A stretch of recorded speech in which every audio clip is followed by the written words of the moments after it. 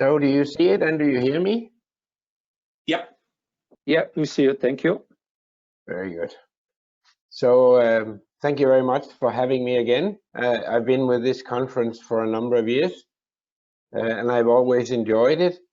And I'm really sad that I cannot be in Slovenia with you. I'm beginning to think that virtual lunches and virtual beers are not quite the same as the real thing. But hopefully I can be back next year or next year again. You have given me sort of the ultimate question about TTO offices, how to maximize their impact.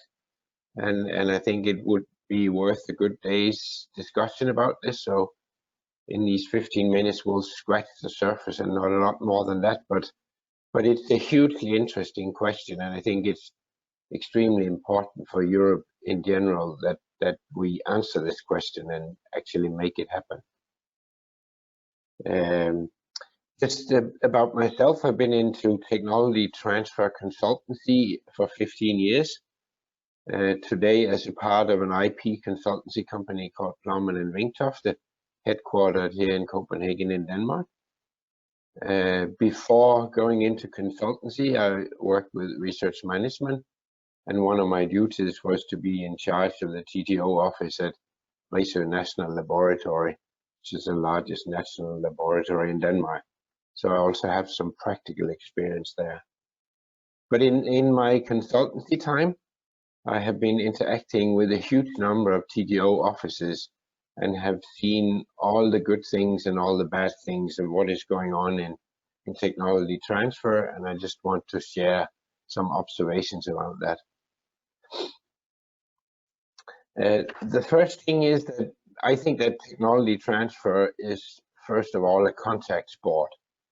So it has to do with people, and exactly as Jeff just described, it's always individuals that make the difference. But at the same time, it's also teamwork, because there's just too many things that you need to be able to do in order to make technology transfer happen. And I just listed all the things that you're supposed to do. I think it's great fun when it succeeds, and I think that's what keeps a lot of people in the profession, while at the same time these people experience immense frustrations due to lack of resources, lack of general understanding of what we're doing, lack of management support, lack of support from everywhere. I think Spela expressed that quite vividly. So, but still, whenever it happens and something works out, it's really great fun. And when you combine this individual approach with the team approach, I think two key points that I want to put forward immediately is that the earlier you can form some kind of team around new ideas and new technologies, the more likely you're going to be successful. And if you can even get some of these people to be outside people like Jeff discussed, or from your local, the environment that you're working in, the success rate will go up. And another observation is that you will always be short of resources. So when you spend small money wisely, you also increase your chances of success. So apart from having clever individuals, I think the most important thing for a TTO office is to have clever systems and tools. And I've actually been discussing this topic with Jeff for many, many years. And Jeff always maintained that there are not two technology transfer cases that were so close to each other that you could formulate a methodology or a process to do this. And I sincerely disagree with this, and we have worked with tools and processes now for 15 years, and we think it's very helpful to have them. So in our opinion, technology transfer is not an individual problem, and you have to overcome your lack of resources by using clever and efficient tools and processes and methods.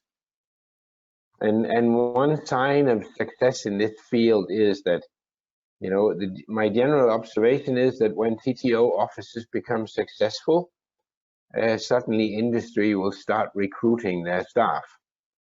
And in some TTO offices, this leads to some sort of oscillation between having a great staff, dedicated people, to having almost no one left. So I think when you're on the rise with a TTO that becomes more successful, you have to start thinking about how can you organize your TTO office in a way that you can plug in new people all the time, because you will be losing them. It's a part of your success story. And in order to do that, you need to have tools and processes and cookbooks that make it easy to get new staff into your office. And I just want to mention briefly one example of such a method that we have developed in our company, which we call the GTO Triangle, which is basically a way of organizing the questions that you want to have answered when you have a new technology. And our claim is that we probably all agree on what the questions are, but we may not all agree on whether there is an order that is important, if some questions are more important than others, and whether some questions are showstoppers. And our methodology builds on the assumption that some questions are more important than others, and some of them are showstoppers. And if you use this kind of tool, you will become much more efficient than if you just have 40 odd questions that you try to answer at random, which actually happens in many TTO offices. Then tools like this are also excellent for communication, because you can explain internally in your team, you can explain your academics, what's going on. You can even explain to the outside world, and these tools can actually follow a technology all the way out to the end user, because even the end users will understand some of the things that go into this. And of course, it will be an important part of a portfolio management system as you go along. I could be speaking for hours and hours on tools and processes and whatever you could install that would help your life in there.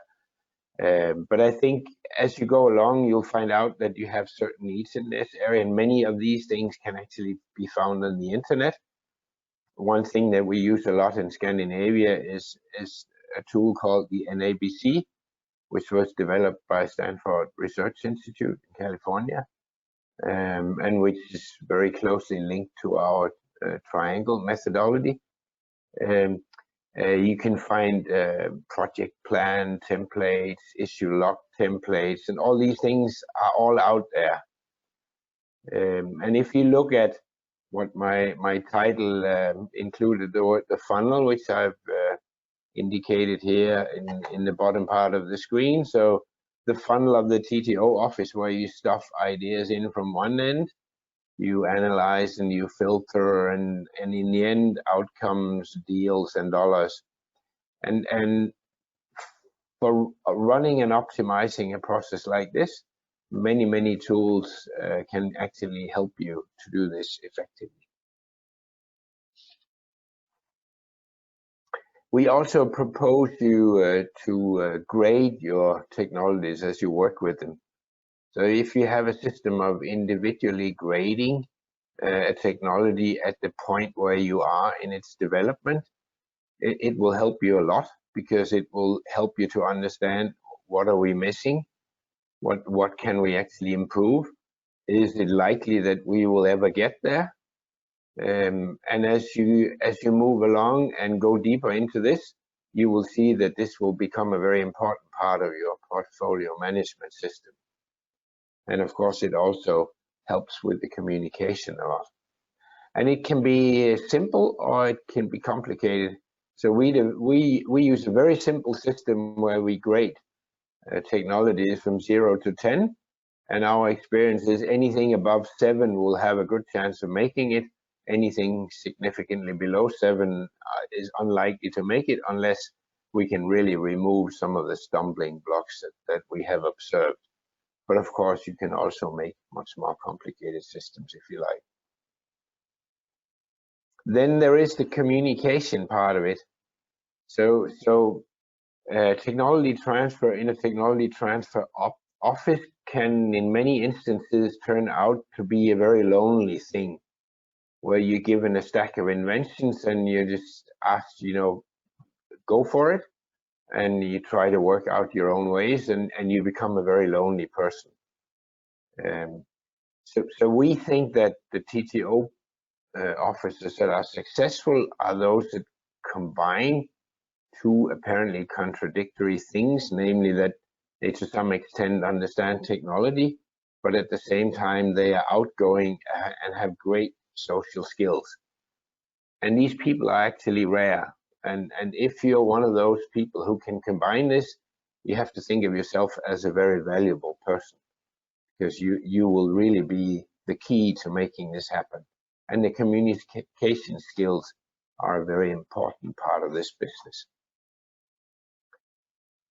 And then I just want to touch upon one thing which I've also discussed with Jeff for many years, whether what's going on inside the TTO is going to be a trade secret, because this is where you create value and you don't want to give away your methods or your thinking.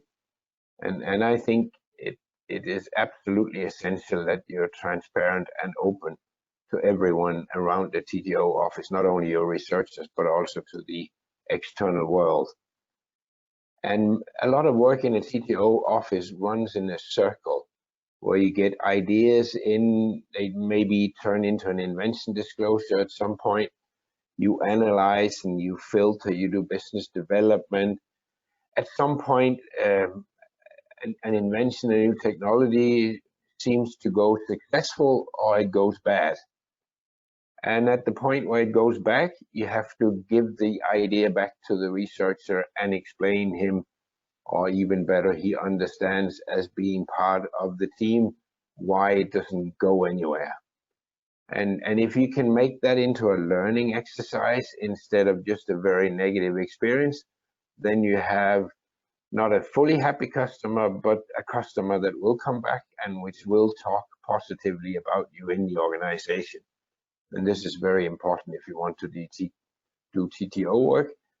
You have to be seen as a positive resource among your customers internally in your PRO.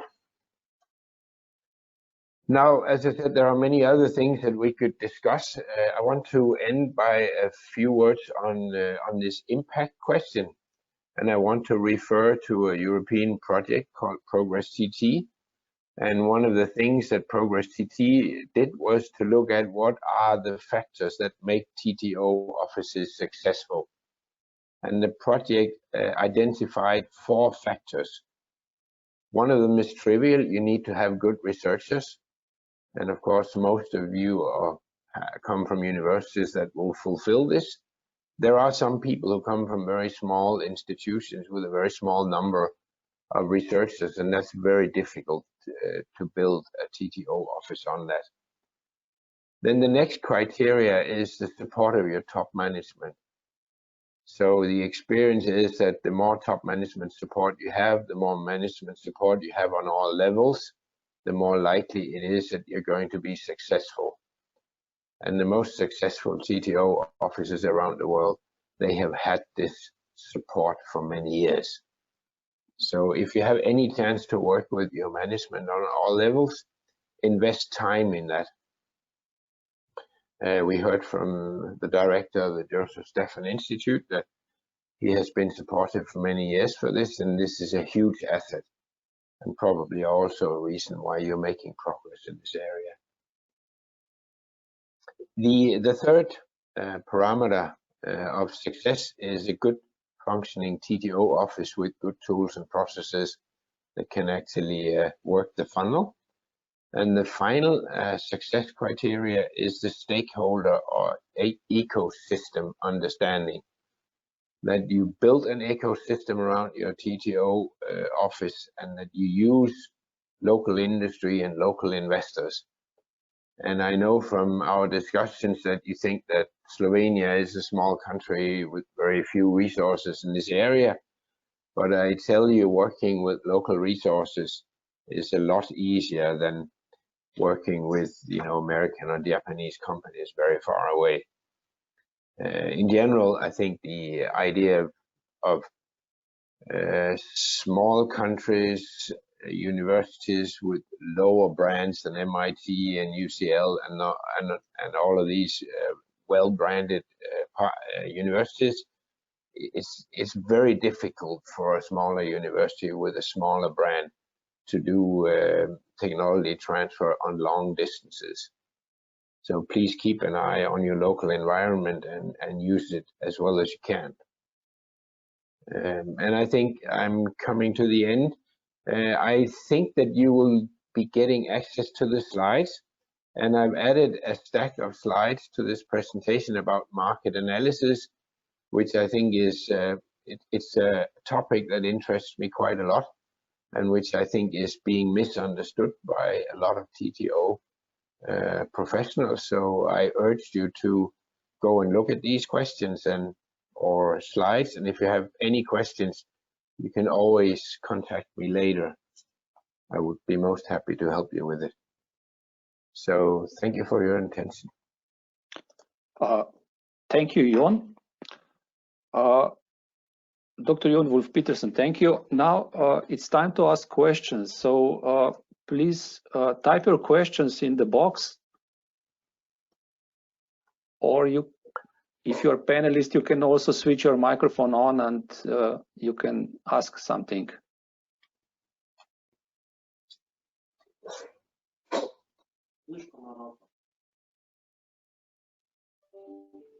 It's quite challenging. Okay, so we have one attendee would like to ask questions. Duško Odić, yes.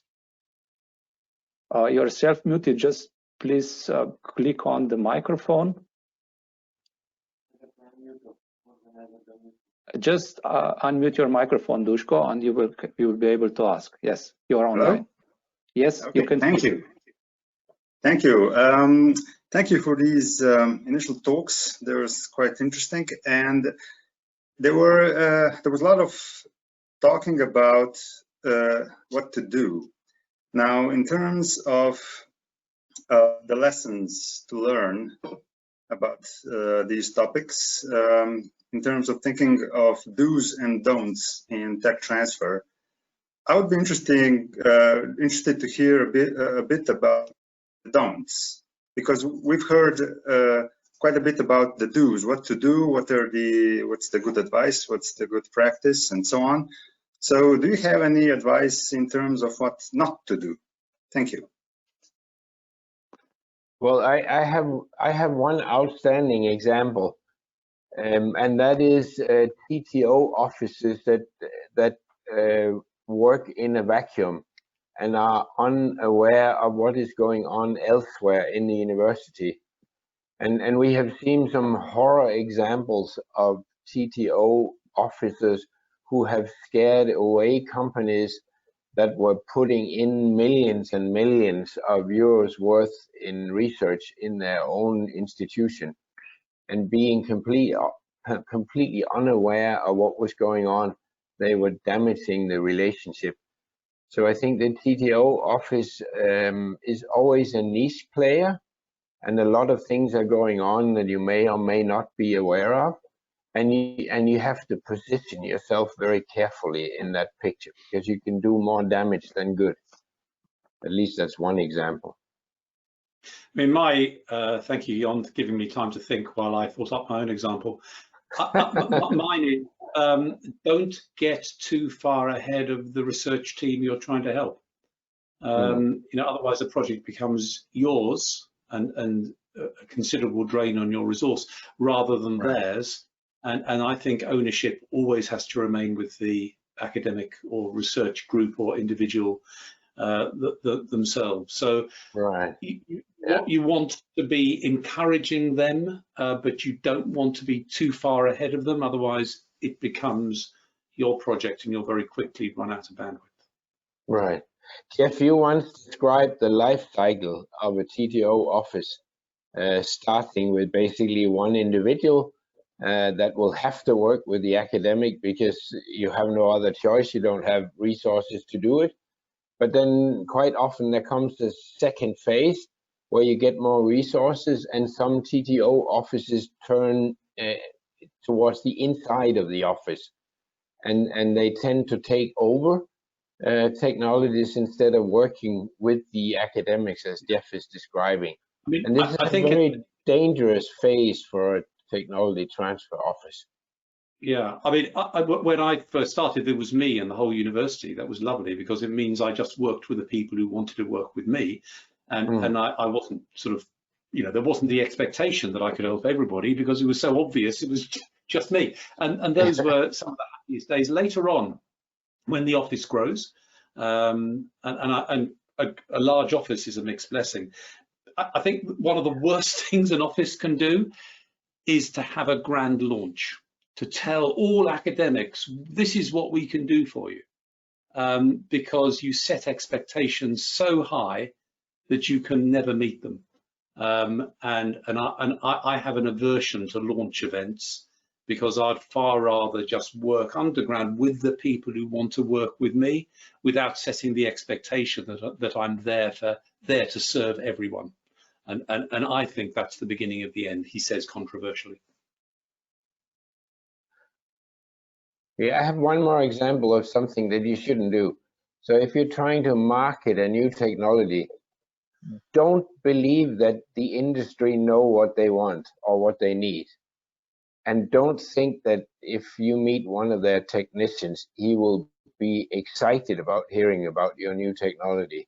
So the not invented here syndrome is one of the biggest disappointments of TTO offices.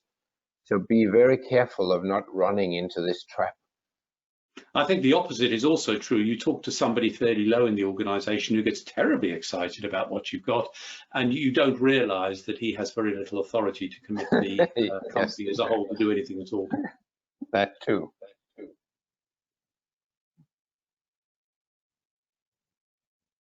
Thank you, Jon. Thank you, Jeff, for these answers. Are there any other questions?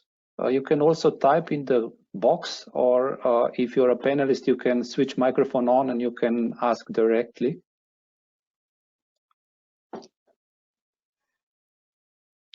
Okay,